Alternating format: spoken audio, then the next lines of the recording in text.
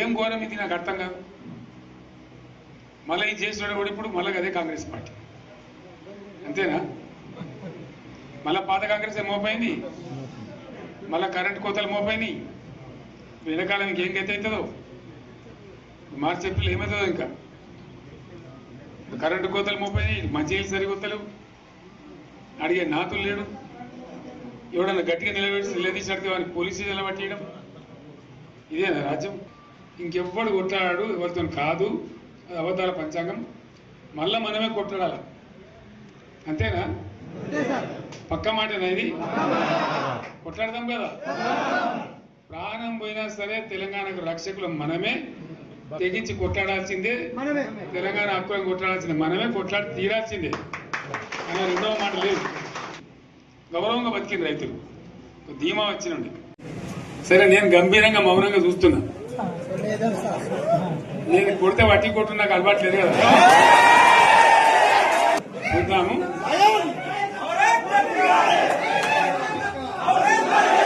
నా రోజులు కానీ అన్నట్టుగా నేను చూస్తా ఉన్నా. కానీ మనోళ్ళందరూ కూడా ప్రతిపాదిస్తున్న ఏంటంటే, ఒక సంవత్సరం జరిగిపోయింది, సంగమేశ్వర ఆన్నే పన్నది, బసవేశ్వర ఆన్నే పన్నది, పాలమూరు ఉత్పత్తుల పథకం ఆన్నే పన్నది, కాళేశ్వరం అట్లే ఎండబెడుతున్నారు.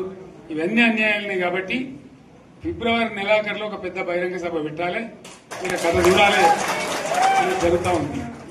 కాబట్టి మీరు కూడా పెద్ద ఎత్తున దయచేసి ఆ సభకు కదిలి రావాలి. కదా దూరమే ఉండదు. ఆ రకంగా తెలంగాణ శక్తి ఏందో మరొకసారి చూపించి వీళ్ళ మెడలు వంచి ఇప్పుడు సాధించాలి. భవిష్యత్తు కోసం కూడా కొట్టాడకు మనం సిద్ధంగా ఉండాలని తెలియజేసుకుంటూ, పరమేశ్వర్ గారికి అంతటి లోకమంత్రం ఇది. కోటి రూపాయల భూమి ఇప్పుడు 50 లక్షల కట్టుకోలేదు.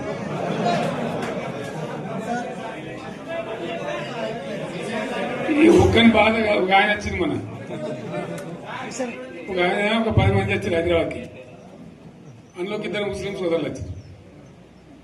साहब सोब तबाह हो गया, इफलासी मुफलसी बच्चे क्या दबे होगा। तुम्हारा क्या हुआ बहन, तुम्हारा क्या हुआ? तुम हैदराबाद में तुम लोग हैं। मेरा कारोबार है साहब, मेरा छोटा मोटा कारोबार है, होटल भी है, 70% गिर गया। हर कोई पूछ रहे, हर कोई केसीआर को याद कर रहे सामान వాళ్ళు మాట్లాడుతున్నారు. ఎక్కడ ప్రతి ఒక్కరు భూముల ధరలు పోయినాయి, మన్ను పోయినాయి, మసాలా అన్ని పోయినాయి. ఎంత మంచిగా 4 ఎకరాల రైతు నేను 4 కోట్ల ఆసానని అనుకుంటుండే. అంత ధీమా ఉంది, ఎంత బాగుంటే. హైదరాబాద్ నుంచి అడిగితే కూడా వచ్చి మనం ఇవ్వకపోదాం భూములు, డిమాండ్ పెరగానని. అంత బ్రహ్మాండంగా మారుమూల ప్రాంతంలో కూడా 40 లక్షలు 50 లక్షలు ఎకరానికి ఉండే. అటువంటిది సగానికి సగం పడిపోయి మొత్తం నాశనం చేసింది. వీళ్ళు ఇట్లే వదిలిపెడితే ఇంకింత నాశనం అవుతుంది. కాబట్టి మనం కొట్లాడాల్సిందే. నేను ఇంకొక మాట మీకు చెప్తా. ఎలక్షన్లలో నేను మస్తుగా చూసిన 50 ఏళ్లలో పార్టీలు గెలితే ఓడితాయి. ఇంత మాయలు ఏడాది లోపలనే కాంగ్రెస్ పార్టీ దొరికితే కొడతాం రాని అంత గొప్పగా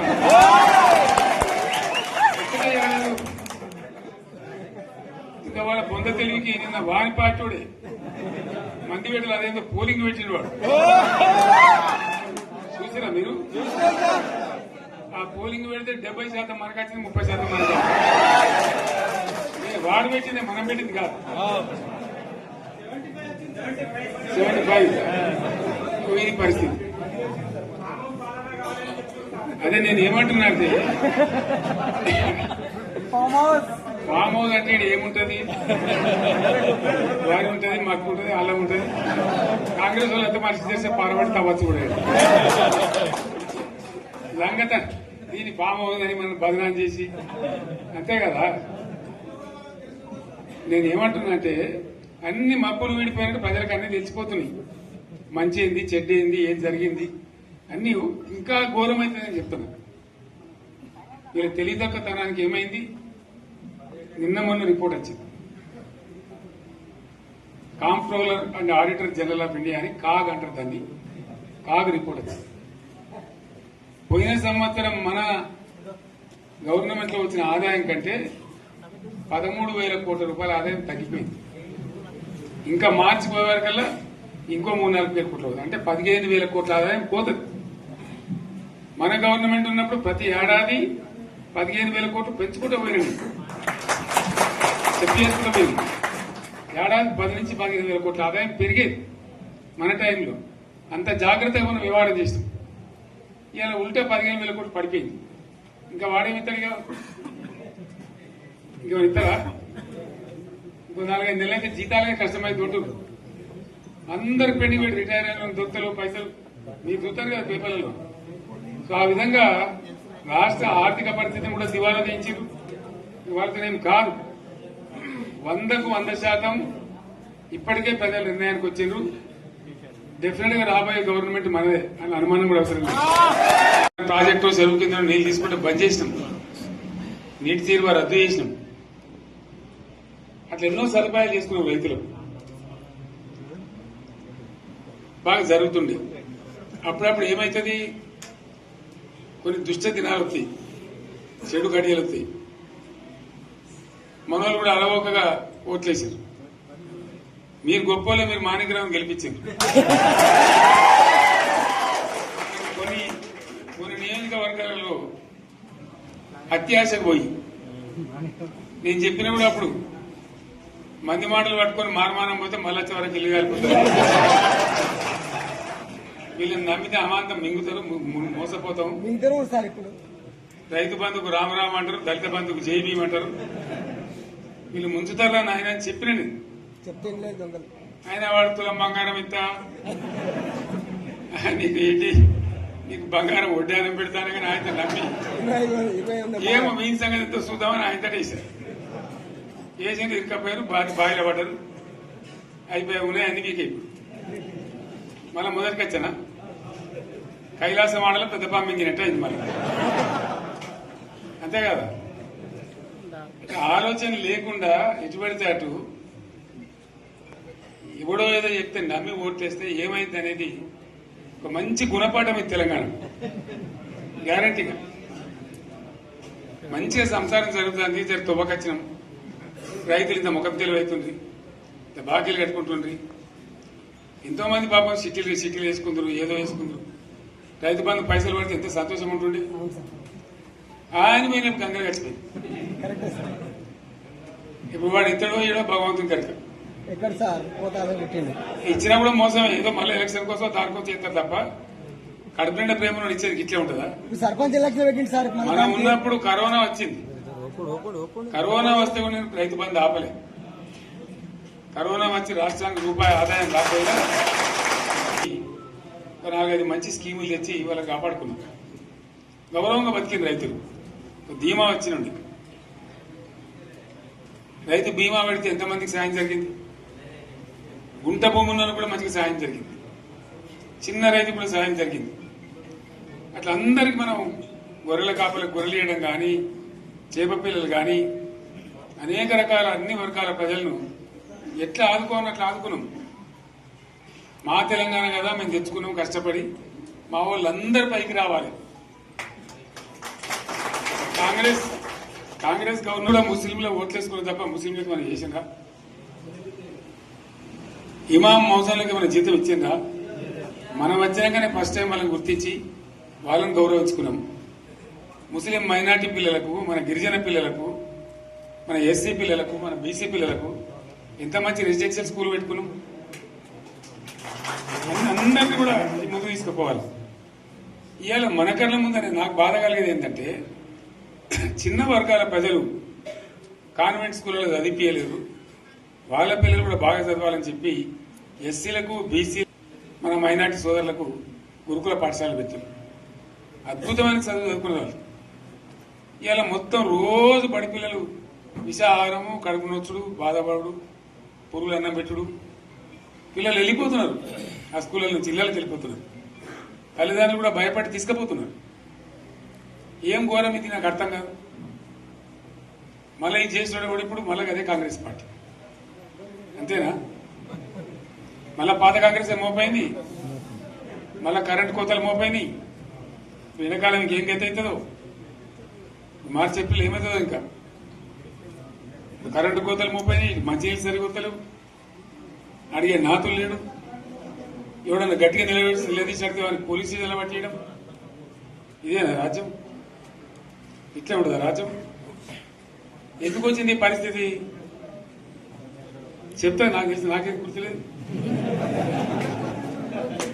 నేనేమంటున్నా అంటే ఇట్లా అనేక పనులు చేసుకున్నాం. మనం గోదావరి నుంచి నీళ్ళు తెచ్చుకున్నాం. నీళ్ళు తెచ్చుకొని మంచినీళ్ళ తర్వాత సాగునీళ్ళు ఎంపడబడ్డాయి. మెదక్లో యువతల ప్రాంతం అంతా కొంత అందినాయి నీళ్లు. పాత మెదక్ జిల్లాలో మీదికి మిగిలిపోయినాయి మన 2 తాలూకాలు నారాయణఖేడ్, జైరాబాద్. వాళ్ళకి నీళ్లు రావాలి. ఎట్లా రావాలి గోదావరి నీళ్లు? సింగూరు ఒక టైంలో నిండుతుంది, ఒక టైంలో నిండదు. మరి నిండినప్పుడు ఎట్లా గోదావరి నీళ్ళు దిక్కు? సింగూరు నుంచి లిఫ్ట్ చేసి సంగమేశ్వర, బసవేశ్వర అని 2 లిఫ్ట్లు పెట్టుకున్నాం. 2 తాలూకాలకు రెండింటికి కూడా లక్ష ఎకరాల పైచీలకు వచ్చేటట్టు ఎకరాల నీళ్ళ స్టేట్ పెట్టుకున్నాం. మళ్ళీ మన నుంచే కావాలి, మళ్ళీ ఇది లైన్లోకి రావాలి. అందరు మంచి గుణాలు. ఎందుకంటే మనకు మన పార్టీకి కులం లేదు, మతం లేదు, జాతి లేదు. తెలంగాణలో ఉన్న ప్రతి బిడ్డ మనోడే. వాళ్ళు ఏ మతం ఉన్నారు, ఏ కులం ఉన్నారు మనకు అవసరం లేదు. ఈ తెలంగాణ బార్డర్ గీత లోపలిన బిడ్డలు అందరు మనోళ్ళే. అందరు బాగుపడాల్సిందే. ప్రతి ఒక్కరికి న్యాయం జరగాల్సిందే.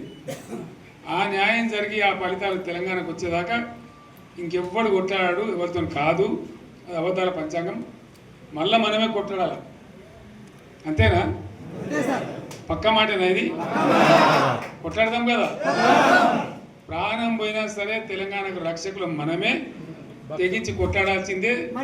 తెలంగాణ హక్కులను కొట్లాడాల్సిందే. మనమే కొట్లాడి తీరాల్సిందే. అనే రెండవ మాట లేదు. కాబట్టి దయచేసి అవసరమైన సందర్భంలో మీ జిల్లా నాయకులు పిలిపిస్తారు, రాష్ట్రం నుంచి నేను కూడా పిలిపిస్తాను. మీరు సిద్ధపడి ప్రత్యక్ష ప్రజా పోరాటాలు లేవదీసైనా సరే మన ప్రాజెక్టులు సాధించుకోవాలి, మన నీళ్లు సాధించుకోవాలి, మన ప్రజలకు అన్యాయం జరుగుతుంటే ఎదురు తిరగాలి, కొట్లాడాలి. తప్పకుండా ప్రజలకు న్యాయం చేసేదాకా మనం ముందుకు పోతూనే ఉండాలి. తెలంగాణ కోసమే బయలుదేరిన జెండా గులాబీ జెండా. తెలంగాణను సాధించింది గులాబీ జెండా. తెలంగాణను మంచిగా చేసి లైన్లో పెట్టింది గులాబీ జెండా. భారతదేశంలో నంబర్ 1 అనేక విషయాల్లో చేసి సాధించి చూపెట్టింది గులాబీ జెండా. కాబట్టి దయచేసి నేను మీ అందరిని కోరేది, మీకు మంచి ఎమ్మెల్యే ఉన్నాడు మాణిక్రావు గారు. ఆయన నాయకత్వంలో మంచిగా పనిచేసి మంచిగా ముందుకు పోయి చాలా చక్కగా మంచి ఫలితాలు భవిష్యత్తులో సాధించాలి. పరమేశ్వర్ పాటిల్ గారికి, వారు వెంట వచ్చిన మిత్రులకు నేను ప్రత్యేకంగా ధన్యవాదాలు చెప్తా ఉన్నాను. ఇటువంటి కార్యకర్తలు, ఇటువంటి నాయకులే పార్టీకి పట్టుకొమ్మలు, తెలంగాణ జాతి రత్నాలు. తెలంగాణకు ప్రమాదం వచ్చిందన్నప్పుడల్లా ఇటువంటి బిడ్డలే ఎక్కడో లేచి నిలబడి వాళ్ళ మా తెలంగాణని ఆ సోయి చూపెడతా ఉన్నారు. మీరు నడిచిన 140 కిలోమీటర్ల పాదయాత్ర వృధా పోదు. ప్రజలందరూ మిమ్మల్ని చూసింది. దాంట్లో తోపంట కూడా మీతో ఎంతోమంది మాట్లాడిండ్రు, అడిగాను మిమ్మల్ని ఎందుకు పాదయాత్ర ఇస్తున్నాయి. మీరు కూడా అందరికి చెప్పిండ్రు. అంతే కదా? మీకు కూడా అర్థమైంది ప్రజలు ఎంత వ్యతిరేకం ఉన్నదని. సో ఆ రకంగా మీ పాదయాత్ర వృధా పోదు, మీ కష్టం వృధా పోదు. తప్పకుండా రాబోయే రోజుల్లో విజయం మనదే. అయితే మన విజయం మన కోసం కాదు, అది తెలంగాణ విజయం కావాలి, తెలంగాణ ప్రజల విజయం కావాలి, తెలంగాణ రైతుల విజయం కావాలి అని మనవి చేస్తూ మరొకసారి పరమేశ్వర్ను వారి బృందాన్ని అభినందిస్తూ వస్తున్నట్టు మనకి లైన్